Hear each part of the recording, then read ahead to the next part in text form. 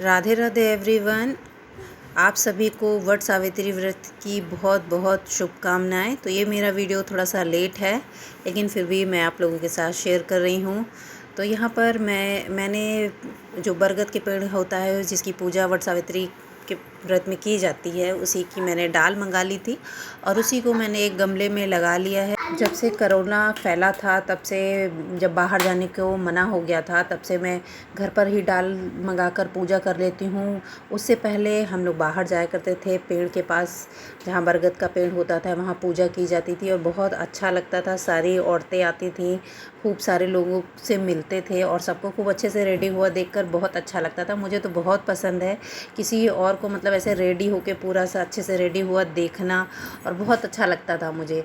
और शायद आप लोगों को भी अच्छा लगता हो। किसको इसको अच्छा लगता है मुझे कमेंट करके ज़रूर बताइएगा। तो इस तरीके से मैंने अपने गमले में अपनी डाल को स्थापित कर दिया है। और चावल का पीठा जो बनाया जाता है उससे थापे लगाई जाती हैं 5 और 7। तो बड़े बड़े पेड़ होते हैं तो उसमें लगाने में बहुत आसानी हो जाती है, और इसमें छोटे से गमले में पेड़ पे लगाना बहुत मुश्किल था, लेकिन फिर भी अब करनी है पूजा तो बस आसानी से हम लोग घर पर ही कर लेते हैं। और घर पे ये आराम है कि बस हम आराम से बैठ के पूरी विधि विधान से बहुत अच्छे से पूजा कर पाते हैं। और जब हम बाहर जाते थे तो भीड़ इतनी ज़्यादा हो जाती थी और कि ना बैठने की जगह मिलती थी, ना पूजा कर पाते थे ढंग से, बस जैसे तैसे पूजा हो जाती थी, लेकिन अच्छा बहुत लगता था बाहर। और यहाँ पर मैं बरगद के पत्ते को अपने सिर में लगा रही हूँ। इसकी भी एक कथा है, कहते हैं ये गहने हैं हमारे, तो बस उसी रूप में इसको भी मैंने अपने सर में लगा लिया है। और यहाँ पर मैं आटे से बना रही हूँ। प्लस तरीके के निशान ऐसे पेड़ पे चिपकाए जाते हैं 12 बना के। और ये क्यों चिपकाए जाते हैं ये मुझे नहीं पता है, लेकिन जब से मैंने पूजा करना स्टार्ट किया है तब से ऐसे ही करती हूँ। तो बस जो जो मैं शुरुआत से कर रही हूँ सेम वैसे ही करती आई हूँ। लेकिन कुछ चीज़ों के बारे में मुझको भी नहीं पता है कि ऐसा क्यों होता है, और शायद जो हमारे बड़े बुजुर्ग हैं उन लोगों को भी नहीं पता होगा कि ऐसा क्यों होता है। क्योंकि ये हमारे रिचुअल्स हैं, एक दूसरे को ट्रांसफ़र होते रहते हैं। जैसा जैसा हम देखते रहते हैं कि हमारे बड़े कैसा कर रहे हैं, हम भी वैसा ही करते रहते हैं। और पूछना कि हाँ हम ऐसा क्यों कर रहे हैं, हमने ऐसा क्यों किया, ये सब ज़रूरी नहीं समझते हैं।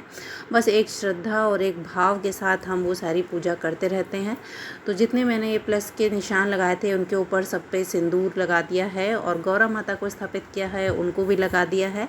और जो इसके पत्ते हैं उनको भी थोड़ा बहुत हम सिंदूर लगा देंगे, इससे थोड़ा सा देखने में अच्छा लगने लगेगा और सज संवर सा जाएगा हमारा ये पेड़।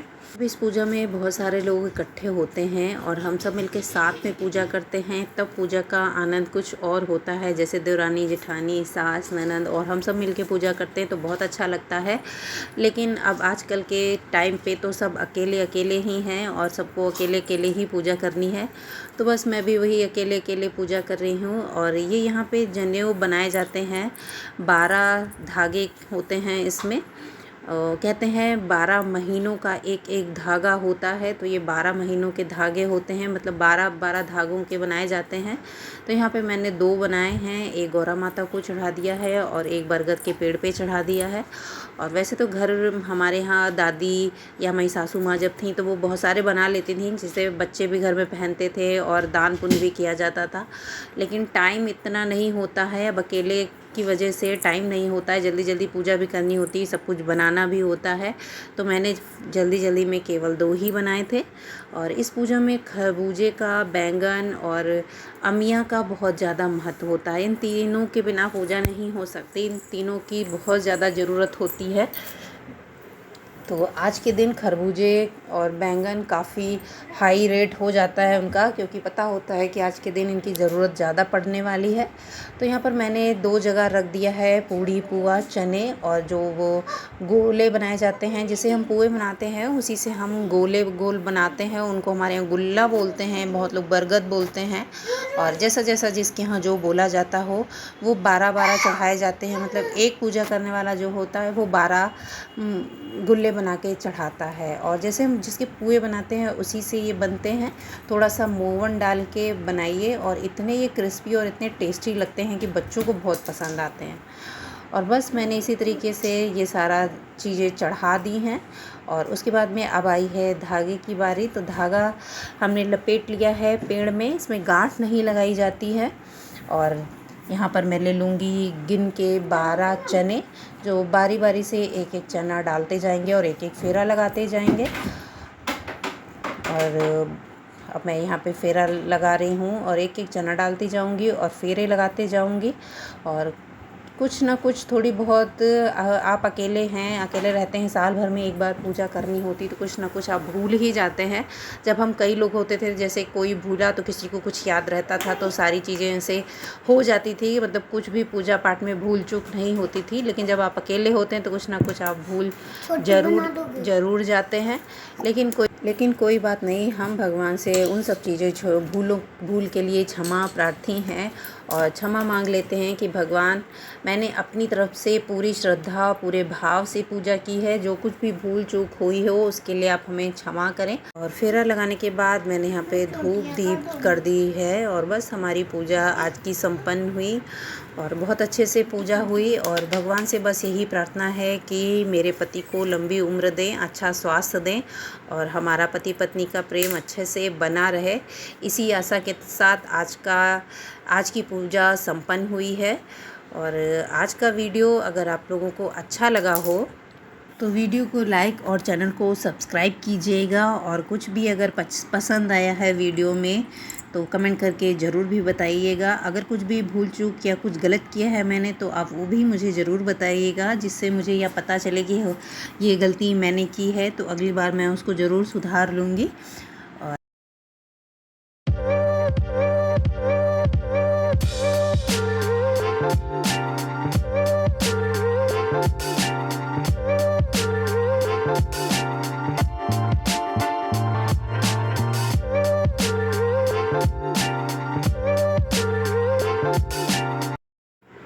और जब हम लोग बाहर जाया करते थे पूजा करने के लिए तो बहुत मज़ा आता था और हम सब बहुत एंजॉय करते थे और एक दूसरे से मिलते थे, बातें करते थे, बहुत अच्छा लगता था। लेकिन अब वो सब कुछ नहीं है। मैं घर पर ही इस तरीके से पूजा कर लेती हूँ। और पूजा करने के बाद हमारे यहाँ खाए जाते हैं चने और एक बरगद का फूल बोलते हैं, या उसके आगे की पत्तियाँ जिससे निकलती हैं वो होता है एकदम छोटा सा, उसको। और 12 चने, इनको हमें एक साथ में निगलना होता है पानी की हेल्प से, उनको चबाना नहीं होता है, एक बार ही मुंह में डालना होता है और निगल जाना होता है। और उसको मैंने खा लिया था। उसके बाद में मुँह जूठा किया जाता है, यानी कि कुछ खा लेते हैं। उसके बाद में लेंगे सुहाग लेंगे और जो माले बनाए थे उनको पहनेंगे। तो ये अगर देवरानी जेठानी होती हैं या नंद और भाभी होती हैं तो एक दूसरे से आपस में बदल लेती हैं ये माला। लेकिन यहाँ पर मैं अकेली हूँ तो गौरा के साथ में ही मैं चेंज कर लूँगी। और इसको भी 12 बार चेंज करना होता है, कि मतलब 12 बार अपने गले में डालना है और 12 बार ही गौरा पे चढ़ाना है। फिर ये मतलब इस क्रिया को 12 बार करना होता है। उसके बाद में लास्ट वाले में गौरा माता पे जो आएगा वो गौरा माता को चढ़ा दूँगी और जो मेरे गले में आएगा वो मैं पहन लूँगी। और बस इस तरीके से हमारी आज की पूजा संपूर्ण हो जाएगी। और पूजा बहुत ही अच्छे से हुई और काफ़ी दिन से इस पूजा का इंतज़ार था और आज ये पूजा हो गई है और बहुत अच्छा लग रहा है। और किस किस ने पूजा की प्लीज़ कमेंट करके बताइएगा। और किस किस के यहाँ कैसे पूजा होती है ये भी बताइएगा। मेरे यहाँ जिस तरीके से होती है मैंने उस तरीके का व्लॉग आप लोगों के साथ शेयर कर रही हूँ। और मेरे मायके में भी इसी तरीके से पूजा होती है और यहाँ भी सेम ऐसी ही पूजा होती है। तो कुछ भी चेंज नहीं हुआ, क्योंकि जैसा मैं मायके में देखती आ रही थी सेम वैसी ही पूजा यहाँ पर भी होती है। बस जो वो पेड़ का जो आगे का हिस्सा वो कली खाई जाती है, वो मेरे मायके में नहीं खाई जाती है, लेकिन यहाँ पे खाई जाती है। मतलब निगली जाती है, उसको चबाया नहीं जाता है, निगला जाता है। और ये ऐसा क्यों किया जाता है ये मुझे नहीं पता है। और बस मम्मी ऐसे करती थी, सासू माता मेरी ऐसे ही करती थी, तो मैं भी ऐसे ही कर रही हूँ। और उसके बाद जो ये बरगद पे जो चीज़ें चढ़ाई हुई होती हैं बरगद के पेड़ के पास, इनको दान करना होता है। और जो गौरा माता के पास जो चीज़ें चढ़ाई हैं, आप चाहें तो इसको भी दान कर सकते हैं। अगर आप चाहें तो आप अपने लिए रख सकते हैं, प्रसाद रूप में इसको रख सकते हैं और प्रसाद के रूप में इसको खा सकते हैं। उसके बाद में बरगद के पैर छुए जाते हैं और उनको गले मिला जाता है कि अगली बार मैं बहुत अच्छे से फिर से पूजा कर पाऊँ। आप अपनी कृपादृष्टि बनाए रखें, राज सुहाग हमारा बनाए रखें, जिससे अगली बार हम फिर से पूजा कर पाएँ और ये दिन हमारे जीवन में बार बार हमेशा आता रहे जब तक मेरी ये सांसें चले। मैं पूजा कर रही थी तभी मेरे पड़ोस में रहने वाली एक कन्या आ गई और तो मैंने उसको बैठा लिया। मैंने कहा रुक जाओ थोड़ी देर के लिए, बस मेरी पूजा होने वाली है। और जब मेरी पूजा हो गई तो जो कुछ भी दान करने वाली चीज़ थी मैंने सारी उसको दान कर दी। किसी कन्या को आप दान कर सकते हैं या ननद को, या आपके पास कोई भी जिसको आप दान करना चाहें उसको आप ये चीज़ दान कर सकते हैं और उससे आशीर्वाद ले सकते हैं। अगर आपके पास आसपास कोई ऐसा नहीं मिलता है तो आप अपनी सासू माँ को दे सकते हैं, नहीं तो आप अपनी जेठानी को दे सकते हैं। और वैसे कन्या तो मिल ही जाती हैं तो आप उनको दान कर सकते हैं। और बस उसके बाद मैंने अपने पति देव के चरण स्पर्श करके उनसे आशीर्वाद लिया। और बस आज का व्लॉग इतना ही, और आशा करती हूँ आप लोगों को ज़रूर पसंद आया होगा। अगर पसंद आया है तो प्लीज़ लाइक ज़रूर कीजिएगा। Bye bye.